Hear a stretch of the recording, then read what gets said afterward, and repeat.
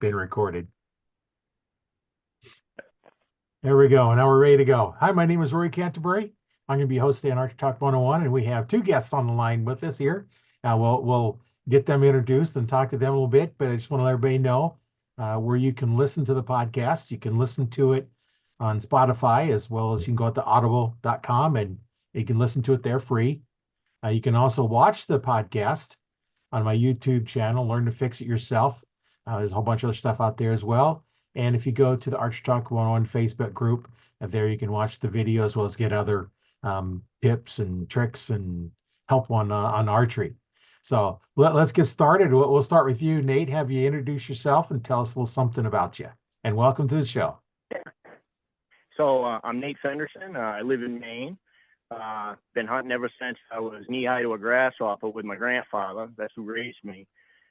Big family of hunters. I got into bow hunting probably 30-something years ago, and I absolutely just fell in love with it. I used to love duck hunting and bird hunting, grouse hunting more than anything in this world. And then when I got into bow hunting, it kind of took precedence over everything. Absolutely. Came with the company Buck Reapers, YouTube channel and all that stuff, and kind of passing on the traditions to my son. We had a TV show for 6 years on the Sportsman channel. I've done a lot with a bunch of different types of shows. It's just been a great ride. So you're still doing shows now then? Yeah, we're on a few different ones. We actually got some footage for our moose hunt that we just did. It's going to go into the Give and Right for their YouTube channel and some of the sponsors we have. We have Expedition, Element Clothing, Tacticam. There's a few of them that still sponsor us, and great relationships. People don't realize it's really a small network of all of the community of products and stuff out there. So it's pretty cool. Everybody's really awesome, and my motto is we use items or products that work. I won't endorse or talk about products that I feel don't work. And I'll talk with the actual manufacturers about it. I'm not into promoting stuff that it's a one-time sale for somebody. I want people that are, I work all the time. I work 50 plus hours a week. I get limited time, funds to do this. And I want people to be the most successful they can when they get in the woods. And so that's what we do. Well, and we'll put some links to those items that you talked about in the description, make it easier for them to find them and support the companies that you use and like the tools and the equipment, and that just helps everybody out. So somebody that uses it and can stand behind it. That's the thing. There's so many things out there that new and fangled stuff does it not work, and guys like you and your son here that go out and try this stuff and use it and have experiences with it, and that's always a nice thing when you can talk to somebody to actually use the stuff. So let's have you introduce your son, and then he can talk about himself and how he got started. Yeah, my son is Tyler Fenderson. Hey, Ty, why don't you tell you a little bit about yourself there, buddy? Well, I got started from my dad. Been hunting since I was 6 years old. I'm 24 now. Bow hunting, I started right around when I was 10 years old. Harvested my first turkey with a bow at 10 with dad. And right now I'm active duty military, so I travel all over the place, originally from Maine. I'm currently stationed in New York, but I've been all over the country, been all over the world at this point. So I don't have a lot of time to hunt. I take my leave to hunt, but that's what I love to do. It's my passion. At some point I would like to get into the hunting industry and actually work in the industry with some of the companies that were mentioned that we use. So that's kind of my plan. But yeah, hunting is my passion. Absolutely love it. Live and breathe it. And especially with a bow. Dad really introduced me into the bow hunting aspect of it. And ever since then, I've just taken off of it. Absolutely love archery.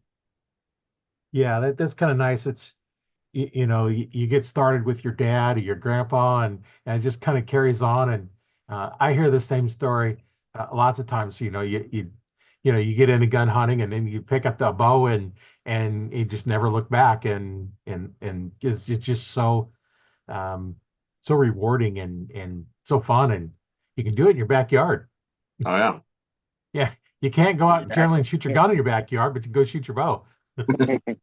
Exactly. I mean, the best thing about bow hunting is this: if you really want to become a true whitetail hunter or any animal you go after with a bow, I'm telling you, it makes you 10 times the hunter in my book than you will ever be when you're a gun hunter. And that's not taking nothing away from gun hunters, because when you see the deer, if it's within range, you shoot it.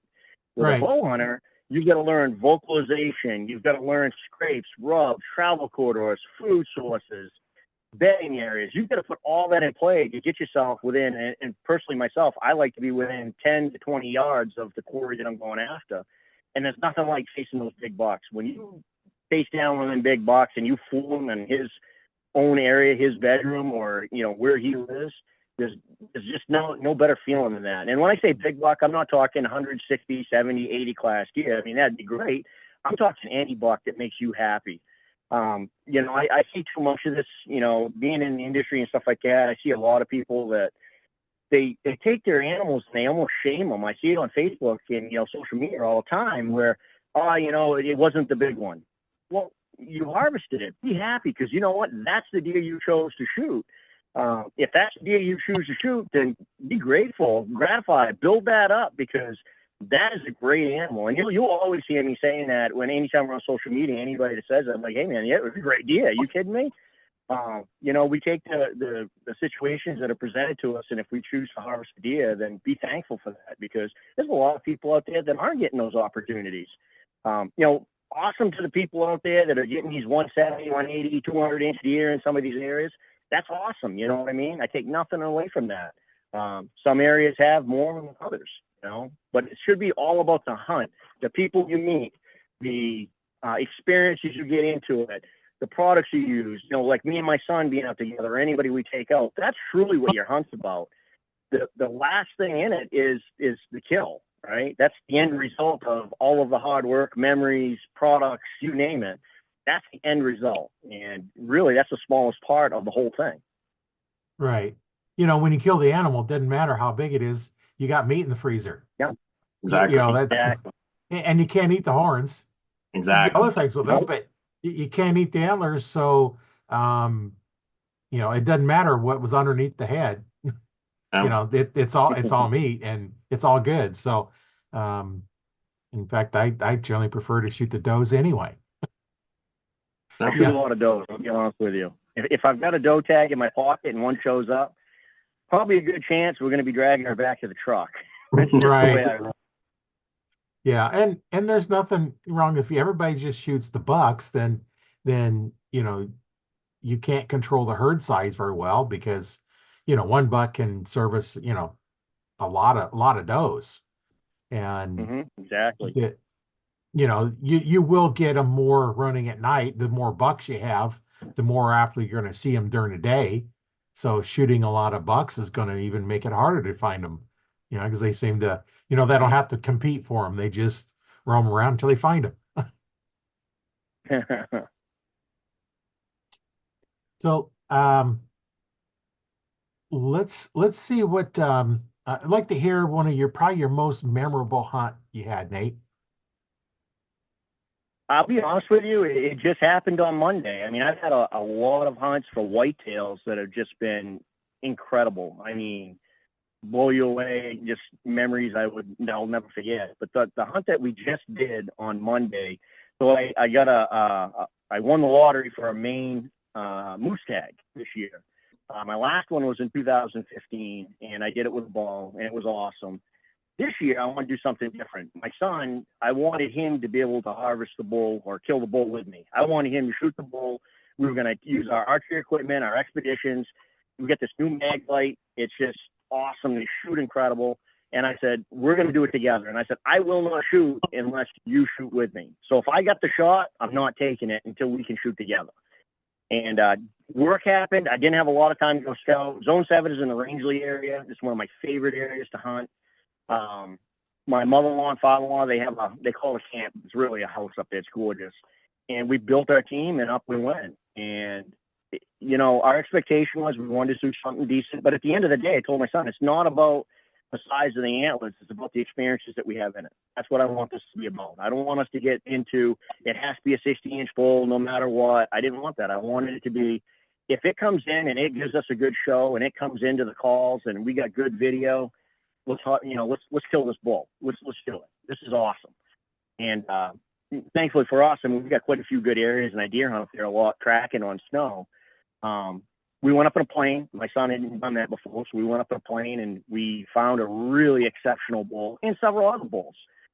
Plus, we had our other areas that I've hunted up there as I'm a guide also, so I have tons of areas to hunt. But I know there's going to be a lot of other people. It's like turkey spots.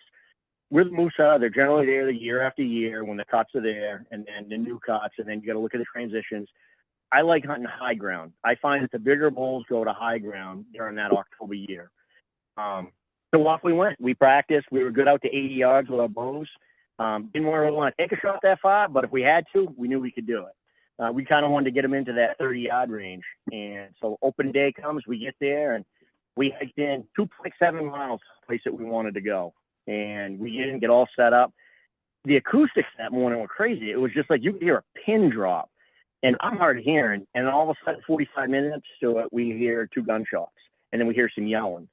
And I'll be honest with you, it kind of frazzled me. We did some more calls, and I'm like, man, how did these people get ahead of us? I just don't understand where they could get in, because the road system is another 2.5 miles away from us. I'm like, man, they must have walked all the way in. Come to find out, it was actually they were on another road system, and in just the way the acoustics were this morning, it sounded like they were in our back pocket, and they really weren't. So I said, let's go down, and we'll go up on top of the mountain, and we'll do some calling there. And as I get in the skid path, Tyler goes, Dad, stop. And I'm like, I look up and I go, why? He goes, in the skid path. The bull, our target bull we were going after, was walking right up the skid path right to us. He was there the whole time. And I jumped the gun because I thought those guys were right there and had killed the bull. And little did I know, if I'd just been patient for another 20 minutes, we would have had him in our lap. Then we went to another spot, and this is all open today. It's raining out, nasty, it's cold, and I'll be honest with you, I love hunting inclement weather. It's just, whatever it is about it, most people are like, oh, the animals don't move. No, they move. Trust me, they do. And I just love hunting that. So we would get into another spot. We hiked in another 2 miles to a spot that I deer hunted in that I'd seen a lot of moose, and we found a moose wallow. And that's kind of like, I call it like a buck scrape, but these moose wallows, they urinate in it, and then they roll around in almost like an elk. And I was like, all right, we're going to sit here. So we did. And our 2 guys that were with us, one of them was Zach Johnson, which is Tyler's one of his best friends, and one of my best friends from high school, Rick Seavey. I had him calling, and they were both videotaping for us. And so we sat there probably an hour calling, and we didn't get nothing. It was raining out pretty hard. And then all of a sudden I see this big antler coming down this old road system to us, and the guys couldn't see it. So I whispered to Tyler, like, hey, get ready. We got a big bull coming to us. But our camera guys couldn't see anything. So not in my quiet voice, I said, bull. And when I did, the bull heard me and he stopped. And we all got to look at each other for a few minutes. And the bull was like, yeah, I don't think I'm going to stick around here. So he takes off. I'm like, you got to be kidding me. And I'm like, 2 times in a day that I've messed this up. And Tyler's just shaking his head at me. He's like, Dad, what'd you yell bull for? I'm like, well, I wanted everybody to know he was right there. And so service up there is pretty tough. You don't have a lot of cell service. Well, we had another buddy of ours, Todd Davis, and his son, AJ Davis, was as close to me as a son as you could get, and as close to a brother as Tyler could get. And he passed away, what was it, Ty, 4 or 5 years ago? That was 2017, so 7 years ago now. And, he was 16 when he passed away. He got a car cut him off on his dirt bike, and he ended up dying way too young. So, to back up just a little, first thing in the morning, we kind of looked at the sky, me and Ty, and we said, hey, listen, AJ, if you're up there, buddy, help us out. Help Uncle Nate and help your brother Ty out. I believe in that stuff. I talked to my grandfather and some of my past relatives all the time up there, and old friends that I had, like Wayne Benoit and Larry Benoit and them guys. And I believe in that stuff. I believe they're listening, and we always do that. So anyways, his dad, Scott, was up there bird hunting. And he sent us a text, and he's like, hey, I just saw a big bull, and he sends us a picture. And I'm like, wow, that's a really good bull. But now we got to figure out, where is he? And, we don't know. And so, hey, Ty, I'm going to let you continue the story from here. So, Dad got another text, and it was a picture of a topo map. And we use Onyx a lot. And when before we went up to the hunt, I downloaded the whole zone for Zone 7 on Onyx for an offline map because I knew service was gonna be spotty. So he's, shows me this picture, and I kind of figure out the general area that it's going to be in off the road names that were in the picture. And I'm like, all right, we got a point. Let's go to it. So we start driving on over there, and it was a little bit of a drive, about 45 minutes to get all the way around this lake to the other side. And, on our way over there, happened to see a partridge in the road. So got out and got a partridge. I haven't shot one of those in a long time. So was able to shoot a partridge, which was really cool. And we kept on going, and we get over to the general area, and it starts snowing sideways.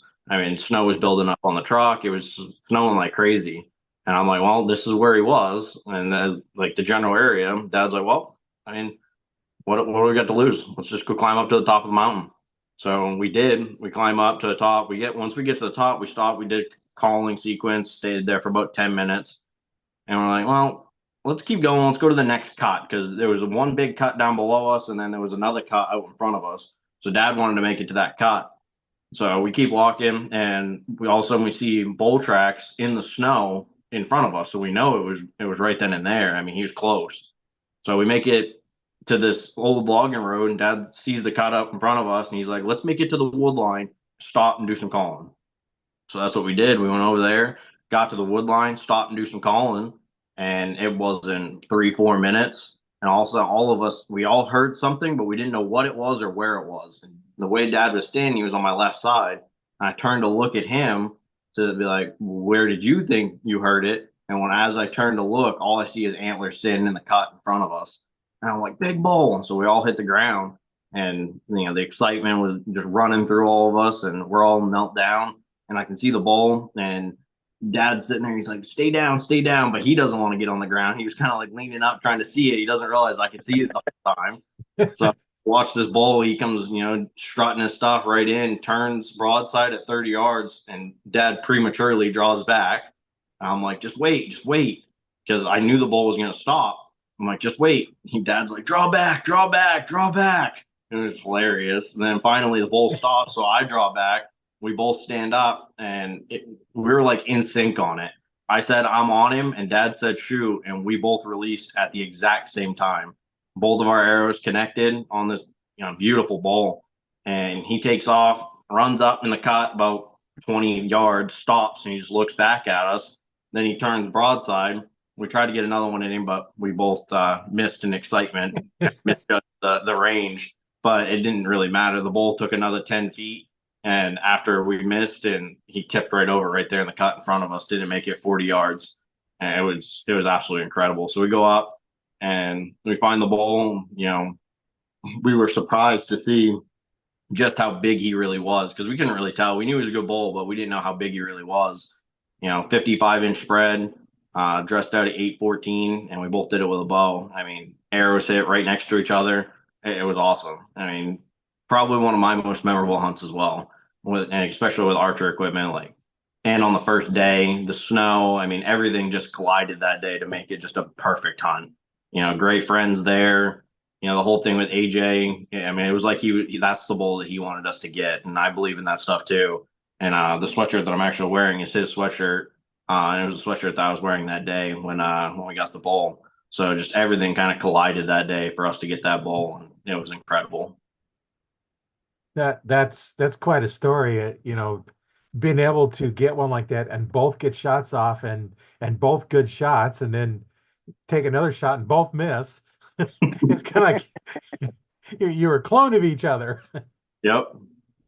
It's like I told Ty, though. I mean, Ty got really emotional after the shot. I mean, as we all did, but he did. He got really emotional thinking about AJ and just we did it together. And I told Ty, I mean, I started a long time ago with doing the video stuff because when I was a young kid, my uncle passed away. And I have no recollection of him, very few pictures of him. And it always kind of bothered me that everybody always talked how great of a guy he was, but I never knew him.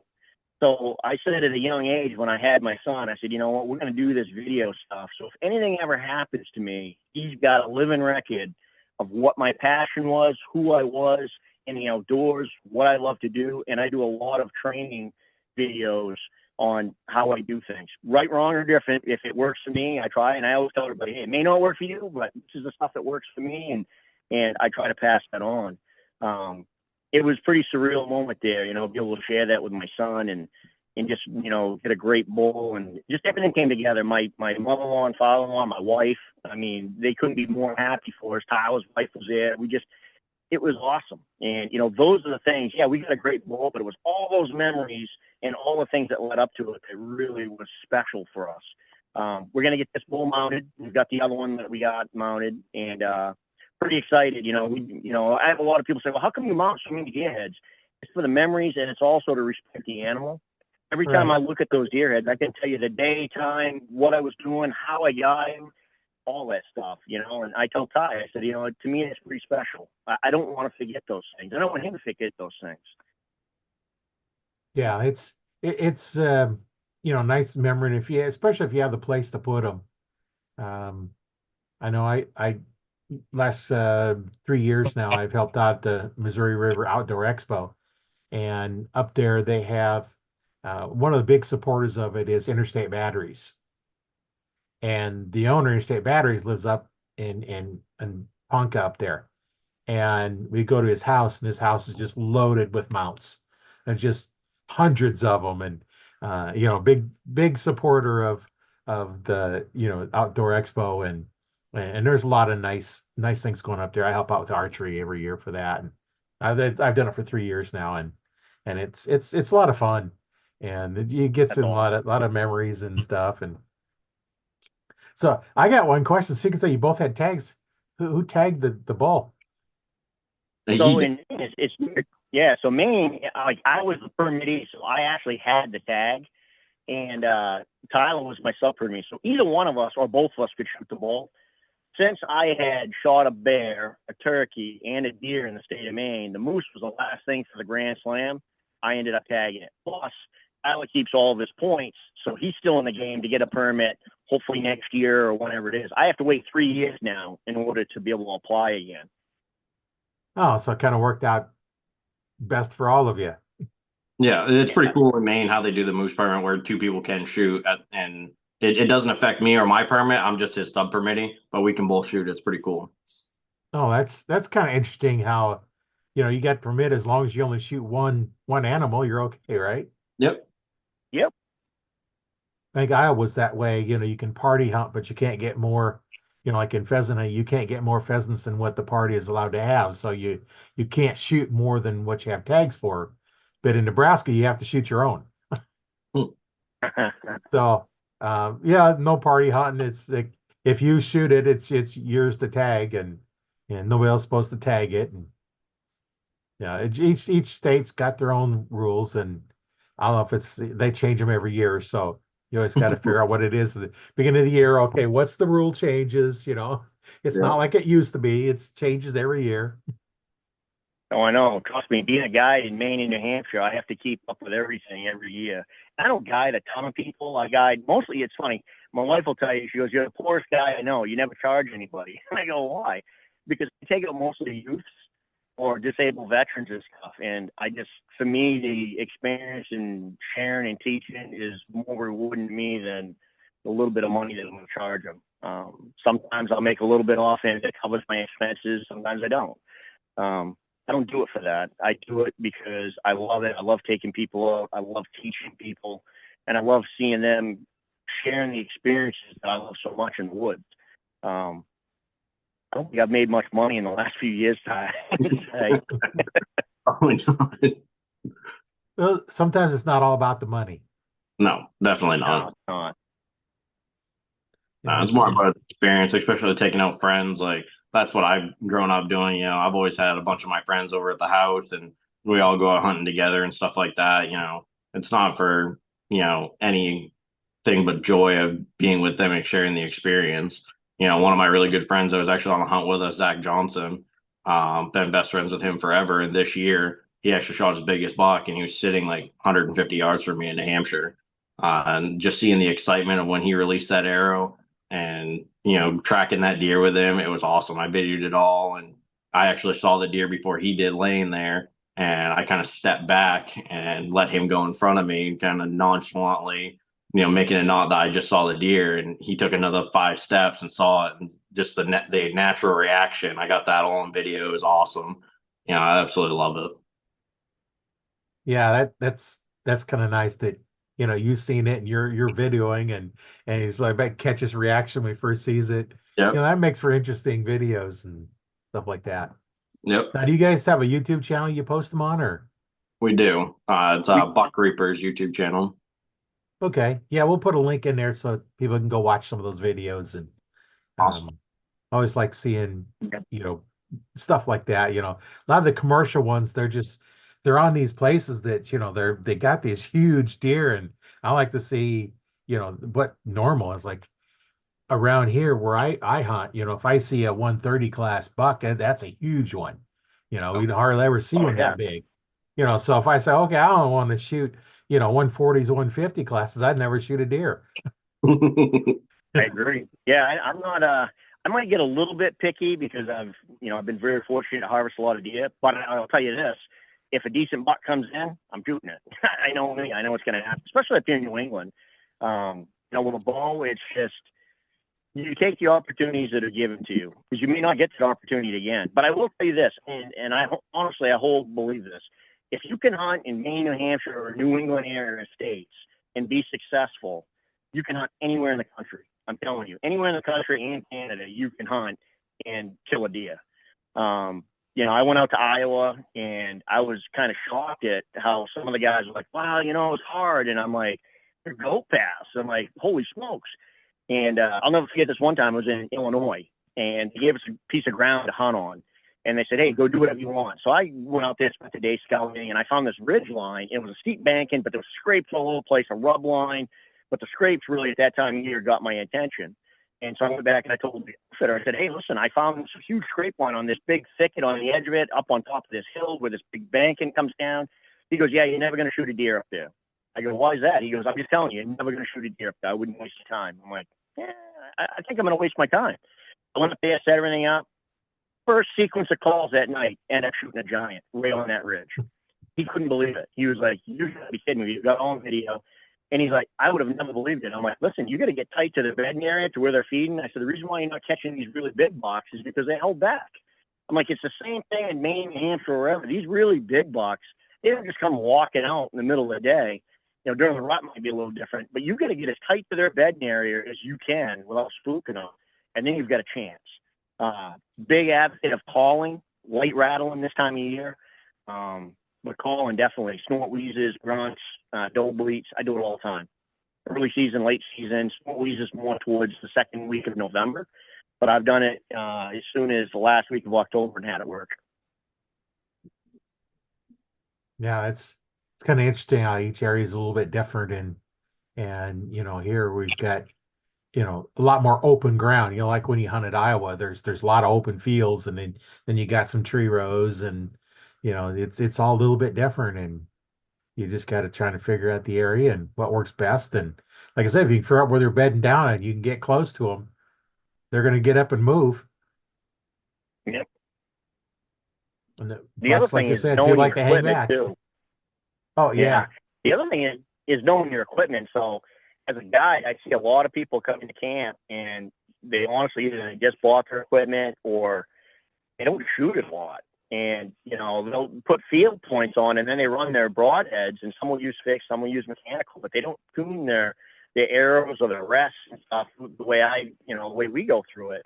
We do a lot of shooting. I mean, we're shooting at least once or twice a week, or at least every other week, a few arrows. You want to be one with whatever you're using. Now, if it's a rifle, a handgun, bow and arrow, whatever it is, when you pick up that weapon, it needs to be an extension of yourself. You need to have all the confidence in the world that when you release the arrow or pull that trigger, you're going to hit what you're shooting at. And I'm full advocate of that with a lot of the guys that we take out and stuff. Even, with Ty, I made Ty practice all the time. And I said, if he wasn't comfortable, we went and found the equipment that was comfortable for him or set it right. up so it was comfortable for him. You've just got to have that level of I always call it like an extension of your arm. You pull it up, you get it on the use zero in, and when you pull that release, you're going to hit what you're aiming at.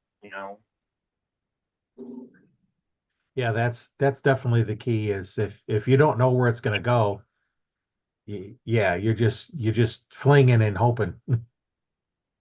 Yeah, that was a big Exactly. thing with like the moose hunt that we just did, shooting out to 80. I mean, I've done it at targets as like practice with a bow and kind of just having fun with it because you can with a bow like that. But at an animal, I would never actually want to take that shot. But I knew with a moose and how big their vitals are that I would be more confident doing it. And I mean, it took me, I was out when every night after when I got out of work for probably 3 weeks straight, I was at an archery range shooting 70, 80 yards to build that confidence to actually be able to even able to take that shot at a moose. And last night actually I was in a deer stand. I had a really good buck come by me at 80 yards. I'm not confident at a deer at that range. It's so much smaller than a moose. The vitals on a moose that I have, if I can hit my 18 by 18-inch target, I'm pretty much hitting vital on a moose. On a Yeah, deer, I ain't even coming close to that. So no. I think, I mean, even the moose, we only shot it at 30 yards, but I think past that, the furthest shot I've ever even taken at an animal with a bow was 40 yards, and it was at a turkey, and I got it. And I was in a wide open field. That's the only reason that I was confident with that. Besides that, I don't take any shots that are, past, I mean, average 20 to 25. That's my average shot on any deer or anything like that. And that's where I'm confident in. I may have a 50 and 60-yard pin, but they don't ever get used except for practicing and kind of having fun with a bow and learning what it can do. But that's about it. Help you with range finding. Yeah. I know my first year was 40 yards, and since then I haven't shot over 20, and most of them are 10 to Yep. 15. And I try for 20-yard shots, but they never listen. They always come in closer. That's all. They're Hey, always so what's closer. your most what's your most memorable archery hunt? Let's see. That's probably I've never answered that myself. Yeah, I'd probably say probably the most memorable one. I'd say with my youngest son, I was in the ladder stand at the top of a hill, and I had him all camoed and everything, and give him the call, and he was calling, and we didn't get anything that night on the car or on the truck. On the way home, we got one, but we're going there, and I give him the call. I says, "You call if they're coming in and doing what we want. Don't say anything." It's like, yeah, let him call, and he was just sitting there. You couldn't see him at all. He was all coming up, and I could reach out and touch him, and I just couldn't see him because it all coming up really well. And on the way home, I seen a doe cross the road, and I said, now there's one there. I looked over at him, looked back, and here's this buck right in front of the truck. I hit the Oh, brakes and nice. still hit it. So I got a deer that night, but I had to get it with the truck. And then Hey, the guy I we normally take them go any hunt. way we can get them. Yeah. The guy I normally go hunting with wasn't feeling good. And I had to call him up and says, Mike, I hit a deer at the truck. Can you come out and help me pull the fender out a little bit so I can drive home? Not feeling good. So he come out and we got it pulled out, and That's yeah, awesome. yeah, that was pretty good. And yeah, that's probably, most kind of unique one I had. And now with my older son, we was out and we seen one coming, and I says, okay, he went over and stalked over to it, and I'm watching him stalk it, and here's this big evergreen tree, and he waited until it come out in the opening so he couldn't draw on it, so he wasn't able to shoot it. But it's one of those that he didn't know that you need to be at full draw when they step out. Hmm. But he got close, and I couldn't go with him because it's hard enough for one person to stalk up that quietly, let alone two people. And that was an interesting one. We do that, and we have a lot of different stories where um, walking. I told this in the last podcast. Was walking out. It was kind of rainy, and we decided we'd call it quits. And so I'm walking out, and he's walking kind of behind me, a little bit side me, behind me.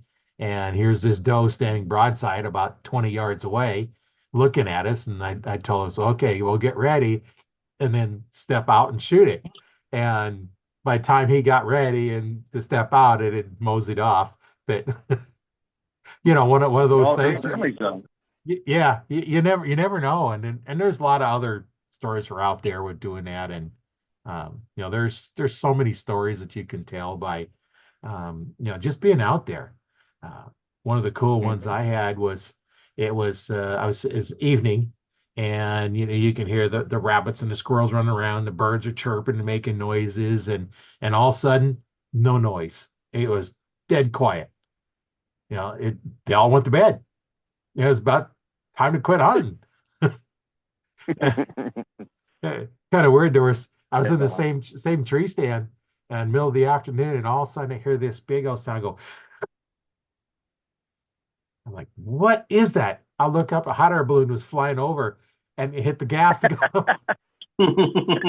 All of a sudden I hear That's this like, awesome. what in the world is that? And I look up the noise and hot air balloon. And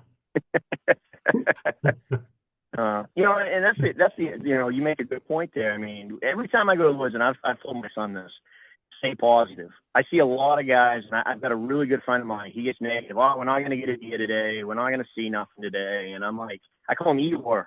I'm like, man, you act like Eeyore, Winnie the Pooh sometimes. I'm like, every time I go in the woods, I don't care if it's first light or last light, I always believe that we have the chance of seeing what we're going after. I just believe it. You know what I mean? You have to keep that positive attitude because it keeps you sharp. It keeps you looking. Right. It keeps you focused. If you go negative, you're gonna lose interest. You're gonna miss out on the sign that you need to be looking for to kill that animal that you're going after. So I tell everybody, I'm like, yeah, if you need a minute to get your head back in the game, focus, then do that. It's okay to stop, take a nap, do whatever you need to do, but don't go negative. Stay positive because it can happen around the corner. It can happen in 5 minutes. It can happen in 30 seconds, or it can happen the last day of the season, the last 5 minutes. You just don't know. You just got to prepare yourself so when the opportunity arises, you're able to capitalize on it. And having a positive Right. attitude is all about it. Yeah. And the unit like you're talking about when in your moose hunt, or your elk hunt, what you're thinking about is what's going to happen. You have outside forces that's working on it, whether you're positive or negative. That's what you're going to get. You're going to attract positive things if you're thinking positive. You're thinking negative, you're going to think negative things. And like at a competition, you say, well, better not miss. So what are they going to do the next shot? Almost guaranteed they're going to miss. Because what'd you put in their head? Missing. So what are you thinking about? Missing. You're not thinking about putting Exactly. that arrow where you want it to go. You're not thinking about the positive outcomes. And that's all. A lot of stuff in archery is that way. Not just archery, but a lot of things just in life are that way, where I agree. what you're thinking about. If you think you're a victim, then you're always going to be a victim. Yep. I've always told my son this. I said, every day is a new beginning. It gives you a chance to start all over with whatever you're doing, hunting, life, whatever. Every day is a blessing. Every day is a new beginning. Make it your best day. Live your best life because you get one turn around this and you don't know when your hourglass is going to be running out of sand. So enjoy every day. I'm not saying every day it's going to be, gummy bears and rainbows. We all know that's not Right. true because that's life. But at the end of the day, if you can find one good thought or one good thing each day before you go to sleep and say, I was kind of blessed today for this and tomorrow's going to be better. I'm going to try to be a better person, or I'm going to help somebody, or I'm going to do this and I'm going to have a better outcome. I see a lot of people that they get into that negative scene and they just can't get out of it. And it just drags you down to the point where you see hopelessness. And it's like, don't be that way. It's easier said than done. And I get that. I mean, I've had my moments too, but as I get older, I just turned 50 last week too. Yeah, it was awesome. Oh, But as I get older, you're I'm old like, now. oh, I know, I'm old. That's what my son says, old man. That's what I get called now. But I just try to tell him, from my life experiences to my son and his buddies and stuff is, take every day as a positive. Think about the one thing that went right today. All right. You may have 100 things that went wrong, but what's the one thing that went right, and build off of that for tomorrow. Because you really, your future is whatever you want. If you want to go great, it will go great. It's going to take a lot of work. I did bow hunting and everything. I mean, I didn't just start shooting deer when I grabbed a bow in my hand. It took some effort, took some time. I took Right. all the things I didn't do right and turned them around to the things that I could do right. I tried a bunch of things, and some things worked, some things didn't. I passed all that knowledge down to my son, his buddies, or anybody I take out. I try to teach them anything I can so they're successful. And, you ask anybody up here in the Northeast that knows me, I'll tell you now, if I had the Hanson buck or Rampola buck walking by my tree stand and you wanted to sit in one of my tree stands and I couldn't, I'd put you in that stand to harvest or kill that deer. That's just who I am. It's not just about me shooting deer or anything. I get so much excitement out of my friends, my family, people I take out that kill the deer that I'm targeting or whatever than I do. You know, all that effort and work that goes into it, it's all the same. Whether I pull the trigger or release the arrow or what, it doesn't make a difference. And I've taught my son that. And that 8-pointer he was just talking about, Zach, he knew that deer was there. That deer actually had come up by Tyler and he didn't shoot it. He let it go to Zach and then called Zach and said, hey, you got a nice 8-pointer walking at you, buddy. And what was it, 10 minutes later, Ty, he shot the deer. Yep, and he called me all the time. You know, and that made me, that was a proud dad moment right there for me, that my son lets a deer go by so his buddy can shoot it or have a chance at it. You know, that to me tells me that Tyler is totally evolved as a sportsman, as a true sportsman. It's not all about the kill to him. It's about memories, having fun. And at the end of the day, he could have shot the deer, but it was meant more to him to see that his buddy had an opportunity to shoot that deer. Because Tyler knows he's going to get another opportunity before the year's over to shoot at a deer. You know, and that's the thing. Yeah, that's definitely nice when you know it's going to your buddy and you know they're going to get a shot, especially you know if they haven't had a lot of opportunities, you know, then that means even more that you know you give them that opportunity, whether they get it or not, you know that doesn't matter. It's you know that who knows, that deer may veer off and not even go by them. You know, you never know. But Yeah. you know the thought of it's like you know you were considering them. And you know, karma's going to give you another one just as big, if not bigger. You know. Yeah. Exactly. Another thing that we did this year before the season started is we kind of set goals for ourselves. And when you check that goal off, it's kind of a huge accomplishment. You know, my biggest goal, and it has been a goal of mine, it's probably since I started bow hunting, is to shoot a velvet buck with a bow. You know, and it has to be with a bow because that's the only season that's open when they're in velvet. Right. But this year, I actually was able to check that off of my list of stuff that I wanted to do.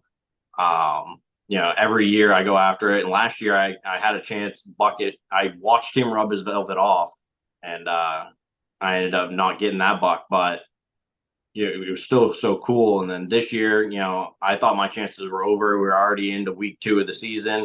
It was like September 16th in Maine. So I figured, yep, you know, they're already out of velvet because I already seen a couple bucks out of velvet. And, you know, lo and behold, you know, Dad told me a spot, hey, you can go sit in there and you might have a good chance at one. And right before last light, this beautiful 8-pointer come walking out 22 yards, and I got a good shot into him, all in velvet. And, you know, to check that kind of goal off the list, that's a big thing for me. And it's kind of weird. The year that we start doing this goal thing is the year that I'm checking all of them off. So it's weird. Like once you set that out or put it on paper or, you know, write it down or something like that and, you know, put that goal out there, you're going to, you know, focus more on it is what I'm kind of thinking of now. So I think now I'm going to start doing it every year, writing goals down, you know, checking them off. There's a lot that, you know, setting goals and, you know, writing them down seems to work better than just, okay, here's my goals and put them in your mind or even typing them out on a computer is the same as actually handwriting the goals. Yep. Of course, us older guys, we're used to pen and paper for everything, you know. You know, the kids nowadays, I don't think they know what a pen and paper is. Tell me about it. Yeah, or writing in cursive. That's how we can send messages back and forth, just write in cursive because they can't read it. They don't know what it is. It's foreign language. That's so cool. Yeah, of course, if you read my writing, you can't read it anyway. So, especially when I sign my name, nothing makes. I tell these. I was gonna say, I tell these guys I should have been a doctor the way I write. Yeah. Now, if I really want to make it legible, I can. But you know, I normally, you know, being an engineer, I print most of the time anyway because you know everything we're doing, we're printing, we're not writing anything out, and I just print everything, and so I don't write in cursive hardly at all except signing my name, and that's just ends up being squiggles. You can kind of make out if you know my name is, you can kind of make out what it's supposed to say, but yeah, oh well. That's cool.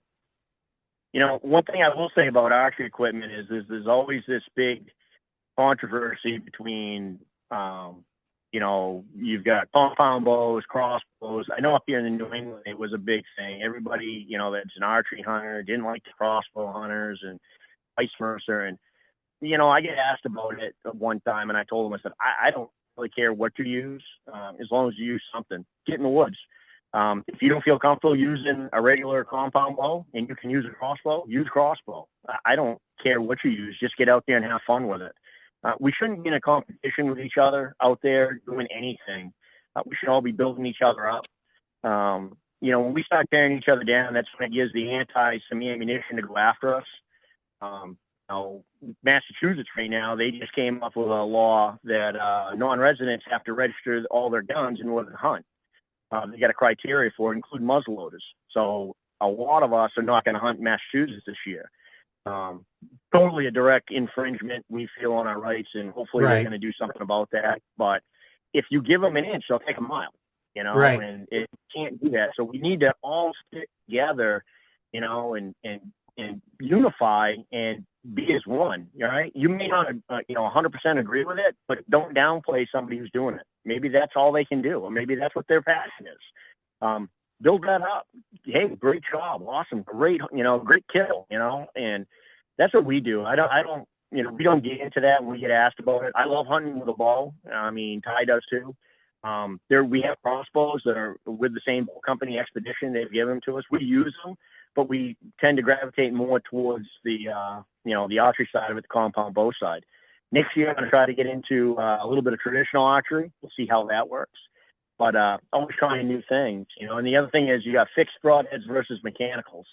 I used fixed broadheads for many years. Absolutely loved them. You got to tune your arrows and your bow to it, your rest. But I will say that the mechanicals, I like the mechanicals. I actually shot a 4-blade Grim Reaper mechanical at the moose and drove it right into the other side of the shoulder. Tyler, would you use a dead meat, right? Yeah, G5 dead meat.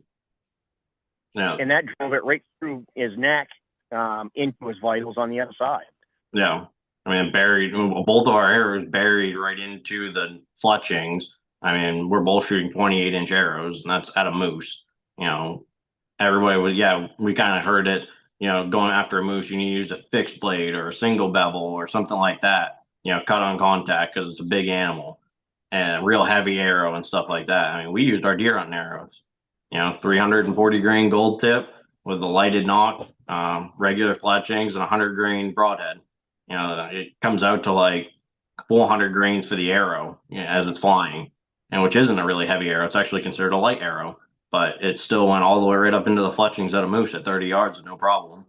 So it's all about knowing your equipment and, trying it out beforehand. We knew going into the woods that our equipment was going to work and it was going to, ethically put that moose on the ground. And that moose was done within probably 25 seconds of the arrows hitting him.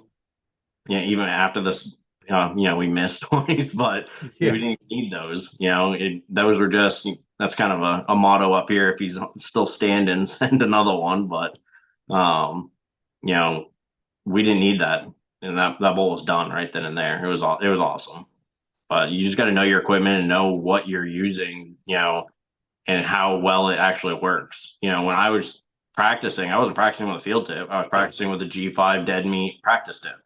So I knew at 80 yards that my broadhead was going to fly the exact same way that I wanted it to. That's the big thing about using field tips versus using the practice tip. And not all companies actually come with a practice tip, but I definitely think they should because you know exactly what you're doing.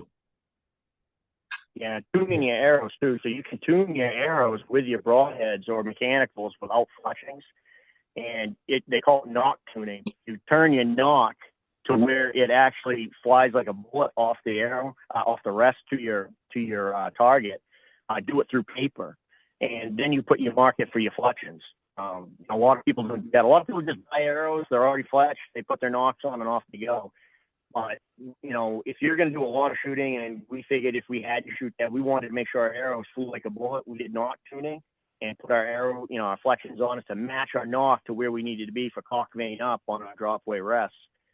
There's little things that you can find at your archery shops. Every place has one. go in there and talk to some of those people that do a lot of shooting and how they set their bows up. We used to do a lot of 3D shooting, and I used to see a lot of people used to go up there and they'd bring their 3D bows. We wouldn't bring their hunting setups. We brought our hunting setups. We had, we didn't have our broadheads on or anything, but we had our lighted nocks. We had all that. We'd shoot just like we normally would, like we were out in the stand.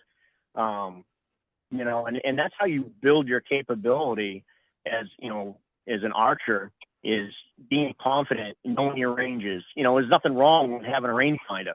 Double check it, make sure you're right. But getting your equipment as tuned as best you can, do it. And the other thing is, if you put it in your vehicle and it's bouncing around, we always carry targets with us. I got a target in the back of my truck. Kyle's got a target in the back of his.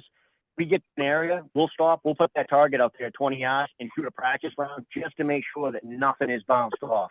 Because I have learned this through the years.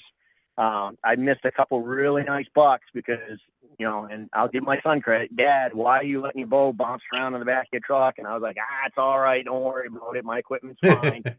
And I would miss them. And I'm like, you got to be kidding me. And then I go shoot my, target, and I wouldn't even hit the target. And it would take me 2 shots to get it dialed back in. And then I'd have to, call Ty and say, hey, yeah, you were right. And he's like, I told you. So now I carry a target. He carries a target. Before we go in the woods, if we feel that anything's been bounced around, we take a shot just to confirm, and then we're good to go. No. So what kind of draw weight are you guys shooting? Bull shoot 70. 70? Yeah. Yeah, but these new bows, I'm telling you, 80 cent let off.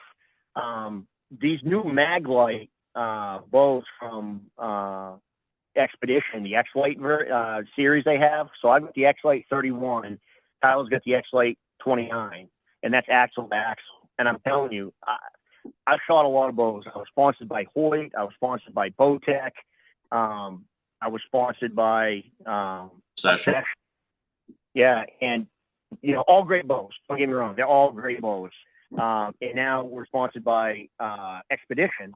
And I'm telling you, these bows, and I'm not just saying this, and if I didn't think they did, I wouldn't even talk about it. Or actually, we wouldn't even be shooting them, to be honest with you. But these new Maglite X-Lite bows are absolutely incredible. They're lightweight, shoot fast, just easy to manage. It's just everything about them I really, really like. And I've been shooting for a long time.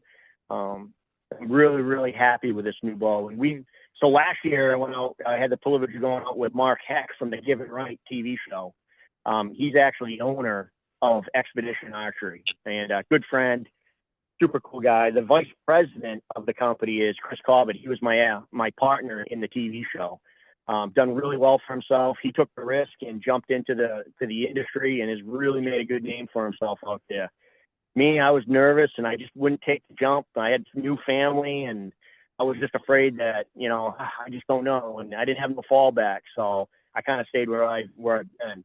But they've really helped us out. He, Cacticam, Element Clothing, he owns all that. So I get to go out with him, and he wanted to design a bow for bow hunting. Extreme conditions, extreme everything. He's like, listen, I want this thing to perform sub-zero. I want this thing to perform in 100 degrees. He goes, I don't care what it is. I want it to perform. And they took this bow and they put it through the paces. I couldn't believe the stuff they did with it. And if it failed, back to the drawing board. And then they got this new Maglite material, which is stronger than aluminum. It's lighter than aluminum and stronger than carbon. It's just insane. I mean, I've never had a bow in my hands that feels just comfortable. Like it's just right there. And I'm not just saying that. I'm saying that because we shoot them, and I absolutely love it. Mark actually shot an absolute giant bull in Maine this year at like 8 yards with his. And I think he was shooting 35. And just saying, it's an absolutely awesome bow. Yeah, it's good to know it. I don't get a chance to shoot a lot of different bows. Well, right now I'm not able to shoot any bow right now, but that's a different story we talked about. I had a bypass and I still haven't got my strength yet, so I can't even pull it back yet, but working on it. But it's nice to know, the stories of all the different bows and your feelings of the Expedition bows and they got all of them out there. There's so many bow manufacturers out there. When I was starting, there was Bear, there was PSE, Darton and Hoyt, and then Matthews come onto the scene. And now there's Yeah. just so many different ones out there that, um, you just can't, 20 years ago, it was PSE, Matthews, and Hoyt and Darton. That was the Yeah. main bows. Um, that there wasn't all these other companies. And, like you said, this one here, they come out and he had the goal to make it to fit these extreme environments. And, just in string material, when it's cold, how the bow works as opposed to when it's hot, and it Hmm. feels different. And, Pete might row differently. And, so by the time you get the bow and then the strings and, there's a lot to getting a bow set up to work in extreme conditions, Yep. Yeah. and a lot to get you work in those extreme conditions. Yeah. True. When you have those big heavy coats on, now what do you do? Because now your arms are a lot fatter than they normally are when it's summertime, and are you going to hit your arm? And that's why I actually shoot a half inch shorter than what my draw length is. I'm 29 and a half. I shoot 29 because that puts just enough bend in my arm that even big heavy coat, I don't hit it. That's awesome. You make a great point too, because we shoot in our, like when we were shooting the other day, we were shooting in our clothes that we were going to go moose hunting with. Because just for that reason you just talked about. Because I don't know what we're going to be wearing. I don't know how extreme it's going to be. If it turns warm, if it's going to be wearing more clothes. The other thing is sitting down shots and stuff. So I did this. I had the privilege of being asked to do this course. It was called the Dope Course, and it was at SIG Arms up here. And there was a disabled veteran and his team that threw this on, and it was all about extreme conditions for bow hunters, actual bow shooting for bow hunting situations. Tuning your bow and everything. So they had us go through this course, and you would sit down on a bucket. And can most people shoot sitting down, right? Well, we practice that way, so I thought, yeah, this is no problem. But can you turn yourself so I'm right-handed, shooting to the left, not a problem. I can do that all day long. But can you swing to the right, sitting on your bucket without turning your butt and just swinging your abdomen over and trying to shoot? Try doing that. But what if that's the shot you've got? Those are shots you need to practice, right? Or you've got, you come around and you've got a line of trees and that deer is on the other side. Can you draw your bow back and take one step around and quickly make that shot? It was very unique. It was very cool. I had a lot of people ask me, how did you feel about it? And I said, really? As a runner, as long as I am, it tested my abilities on everything. I thought I could shoot really good, and I found out there was some practice I needed to do on some of those situations that may show up where if you want to harvest that or kill that animal, you got to be prepared for it. It was pretty neat. They had the metal series here where they have a hole in the metal targets. Yeah. And they had you do those positions, and they're like, okay, can you put that arrow through that center of that? I think I had a bear and a wild boar and stuff, and they said, can you put it through that target there? And it was all metal. And I got lucky on the first one. I did the second one. I hit the fletch and the arrow broke in two, and it actually hit a bullseye of another one. And the guy goes, "Man, you're a trick shooter." I'm like, yeah.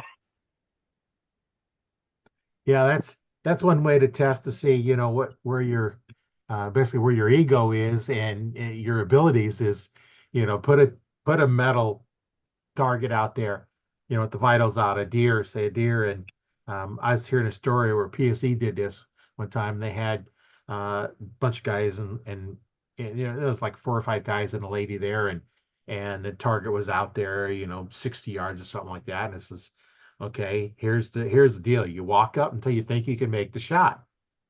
So they're walking up, and he goes, I think I make it. Plunk. Well, there's down one arrow. It's like, oh no. Then the guy finally the girl says, no, I can't shoot this far. Moved up further and further. And he made about 20 yards and made a shot. So it's just how far can you shoot to hit that vital, and judging the yardage. A lot of people don't realize that by time if you're off, especially with the slower bows, the really fast ones are hard to shoot fixed blades anyway. But as the arrow gets faster and faster, your form has to be better and better.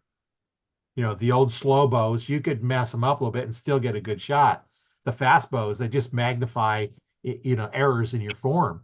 And where can you do it? And judging yardage. If you're off by 5 yards and you're judging, and you got a 6-inch kill zone, and how good can you group at 20 yards? Say you're not, a shooter shoots all the time where we can shoot in the X and in the five is, let's say, you have a 4-inch diameter group you can group in consistently at 20 yards. Well, if you're at 25, you're off the target. So where is your real range? And most archers that don't do a lot of practicing, like you guys are doing, their max range might be 10 yards because they can't group tight enough to go further because they don't know. It's okay if it's 10 yards, 15 yards. Now I found with most of my setup, because I shoot 70 pounds like you guys are doing, and the difference between my 20-yard pin at 10 yards and 20 yards is about an inch. So all about an inch difference. But now when you start getting closer, where does your 20-yard pin hit when you're at 5 yards? High, and depending how you aim it. If you put your 20-yard pin on the spot at 5 yards, you're going to shoot way off. You're going to shoot really low. Because when you put that pin, that arrow is leaving probably 3 inches lower than where your sight and your eyes are. Because as you see that arrow, that's like shooting through a blind. A lot of people shoot through the blind itself because they misjudge where it's at. So your eyes and your pins are up here, but then your arrow is down by your mouth. How far is that distance? That's how far the arrow leaves. So at some point, that's going to catch up to it. So at 5 feet, you might have to shoot it for 70 yards. That's awesome. So I never get them that close. I've had them where I had to shoot almost straight down, but still. Cool. But that 3D shoots. I've been to some where they actually put a small target, like a rabbit or something, at 5 feet, because most people can't hit it because they don't know how to shoot those close ranges. And I've had some say, well, I'll just sight down the arrow. You ever sighting down the arrow? Well, no, I just sight down there. Then how do you know where it's going to go? You got to practice those close ranges. And what is it at 5 yards? Where's your arrow going at 5 yards? Because now you might be off, or 10 yards, 15 yards, shoot at those different distances and see what it does. Now, granted, most time in deer hunting, we're not going to have those, 3-yard shots. Yeah. No. You're not going to have them that close. I'd take it if I got it, but yeah, I'll be honest with you, most of my shots are all 12 to 20. It's typically what they are, somewhere in there. Yeah, and your 20-yard pin is just fine for all those, especially, shooting 70 pounds like you guys do. It's, the bows, nowadays. Even my hunting bow now, it's a 2001 PSE Carrera, and a factory rated it at 320 feet per second. That was 20 some years ago. Now I don't get that out of it, and I never will get that out of it because I'm shooting more than 350 grains, not by much. My target arrows are about 375 total weight, but I'm not shooting 30-inch draw length. I'm not shooting one knock point. I have a 29. I set up for 29-inch draw length. I'm shooting feathers. I'm shooting a loop. I'm shooting a peep. I got string, the string leeches from Sims. I have 2 of those in the string. I have those in the cables. I have all this stuff on there, which slows it down, quiets it down, and slows it down. I'm not getting anywhere near 300 feet per second, but I don't care. I just want it to be quiet because those older bows weren't all that quiet. No. The newer ones are quite a bit quieter than the older ones, and they don't jump out of your hand like the older ones. When you shoot, they're going to jump forward and hit your fingers because you don't hang onto the bow anyway. I have a sling, so I don't have to worry about it. The new ones with the parallel limbs, the force is going up and down instead of forward, so they sit in your hand a lot more calm. And there's a lot to setting up the bow, and setting up an old one compared to a new one is completely different way you do it. No. And my first bow was a whitetail too from PSE. Old bow back in the day. I remember And that. That I was the shot first that for a while. compound. That was my first compound I shot with my brothers. He bought the old Bear whitetail too, and Yeah, um, bear. That's what it was. I can't even remember what it was, but it was a yeah, whitetail too. I remember that. yeah, Bear made that one, and that was one of the early um, uh, compound bows. In the late 60s, the first compounds were designed, but you didn't see any because it was like 60s. It wasn't until the 70s before you could really start buying them, and that's when the Whitetail 2 was around, early 70s. I can remember when I was in college, shooting it, and I shot for a while. I was later when I bought my first compound that I owned, and it was an American Challenger was the model, and I had that for a few years until I was getting ready for hunting season about a week or so before hunting season. I'm down at the range. I belonged to an archery club at the time and had access to the range. So I'm down there shooting and I'm adjusting the sight and I'm shooting some more, adjusting the sight. And it's like, and they say nothing I did. It's like sometimes I checked everything was all nice and tight and everything. So I got up close to the target. I'm going to see where it's going up close because it kept going all over. And I shot, and I'm holding the bottom half of the bow in my hand. The top half come back and smacked me in the chest. It broke in Oh boy. half. It was one of Oh those. boy. It was one of those poured magnesium risers. It was a poured Yep. riser, and they had little air pockets in. And what it was doing is failing, and as it was You got moving, lucky. and yeah, it's after it broke when I shot. It's not. I wasn't at full Oh draw. I boy. actually pulled the trigger. Back then I was pulling the trigger, but I actually pulled the trigger, and then when it shot, the force in it just broke it the rest of the way, and it just come back and smacked me a little bit in the chest, and like, okay, time to get a new bow. Week before hunting season. And then that's when I got my first PSE. I forget what the model Cool. on that one That's was, really but cool. that's when I got my first PSE, and so I had to set up, and then of course my first bow I bought. Um, the lady showed me one and so I drew it back. And said, how's that feel? I was like, okay, I didn't know any better. It was 32-inch draw length is what it was set for. I'm Holy 29 smokes. and a half. So of course that's out. I'm smacking my arm, on coats and stuff and missing, getting bad shots on deer because it hits my arm a few times. And so when that broke, now then, um, High Country bought out American bows. So they sent me a high country bow, and I was like, okay, I need 32-inch draw length. And I get it in, and of course, I'm not fond of high country after that, but there's problems with it, and the limbs had defects in the stickers, and they sent me some new stuff and sent me new limbs, and I had set up one of the dealers here in town to be a dealer for them to get the parts in. That was before I had my own store and I could get parts, but um, Hmm. finally, and then my PSE that I had, of course, it was 32-inch draw length because that's what I had to buy when mine broke while I was waiting for the other one to show up, and it was 32-inch draw length is what it was, and then like in '95, when this is going on, I went to NFAA had a shooter school and teach you back tension release. So the first thing I did there's a Friday night, Saturday night, and Sunday night class. It was 3 nights. And the Friday night we go in, they check with your draw length and all kinds of stuff. And this is your 29 and a half inch draw length. Your bow must be 29 and a half inches for Saturday night, or there's no reason for you to continue.